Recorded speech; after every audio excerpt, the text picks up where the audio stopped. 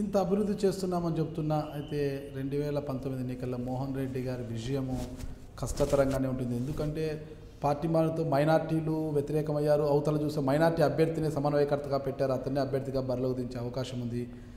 YCP వాళ్ళు అంటే అజీజో something name Hafeez ఖాన్ని పెట్టారు మైనార్టీ అభ్యర్థి. ఇంకా మైనార్టీ ఎక్కువ ఓటర్లు ఉన్న కర్నూలులో ఓట్ల శాతం చీల్చింది. అందుకో మీరు రెడ్డి సామాజిక వర్గానికి చెందిన వాళ్ళంతా కూడా ఎక్కువ వైసీపీ వైపే సానుభూతి పరులుగా ఉంటారు.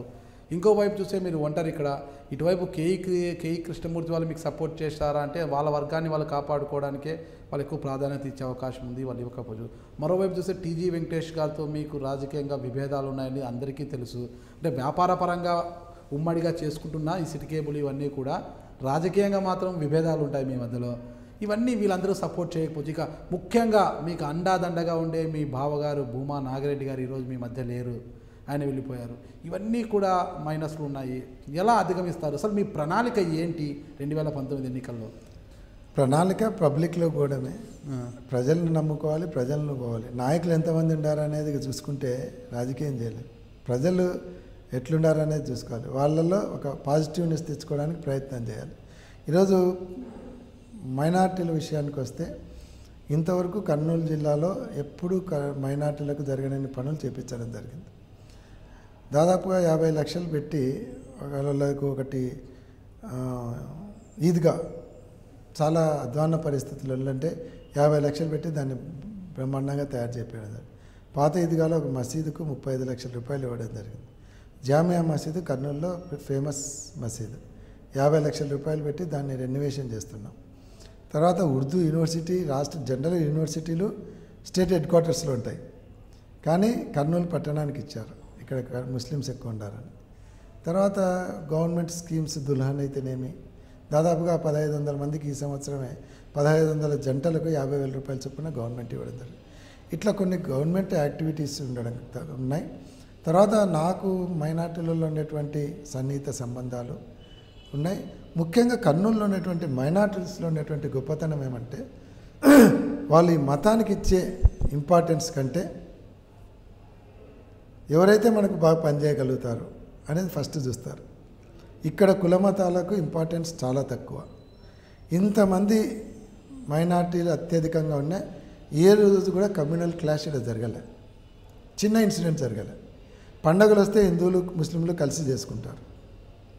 వినాయక నిమజ్జనం వస్తే ముస్లిమ్స్ కూడా పాల్గొంటారు. ఇక్కడ అంటే ఇక్కడ హిందూయిజము ముస్లిమిజం అనేది లేదు. ఇక్కడ అందరు కలిసిమెలిసి తిరుగుతుంటారు.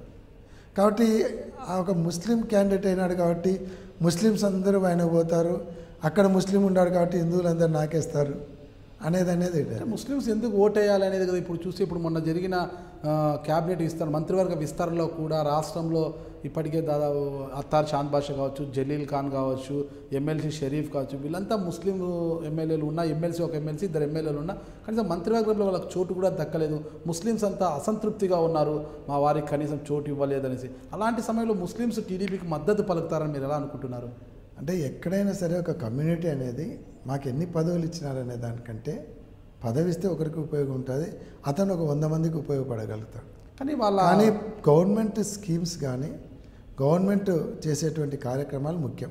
ఆ వర్గం సంతృప్తి చెందుకురా. మా వర్గానికి చెందిన మైనార్టీకి ఒక మినిస్టర్ ఇచ్చారు, మా శాఖను అంటే మా సంక్షేమాన్ని చూడడానికి మా తరపున ఒక ప్రతినిధి ఉన్నాడు, మా మైనార్టీల సంక్షేమం చూడడానికి ఒక ప్రతినిధి ఉన్నాడు, ఒక ఆత్మ సంతృప్తి అనేది. ఇన్ని రోజులు వాళ్ళకు చూసుకునే దానికి ఎవరు లేకున్నా, వాళ్ళ మంత్రి లేకున్నా వాళ్ళ తరపున కొత్తగా దుల్హన్ స్కీము 50,000కి తీసుకొని వచ్చినారు. 25,000 ఉండేది 50,000 తీసుకొని వచ్చినారు. గ్రూప్ మ్యారేజెస్ అవసరం లేకుండా ఇండివిజువల్ మ్యారేజ్ కూడా ఇస్తూ వచ్చారు. అంతకుముందు 10 అప్లికేషన్లు కూడా కాదు వచ్చేటివి కాదు జిల్లాలో.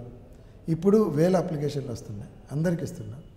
తర్వాత వాళ్ళకు రంజాన్కు బక్రీద్కు పండగ చేసుకోవడానికి బియ్యం బెల్లం అన్నీ ఫ్రీగా ఇస్తున్నారు.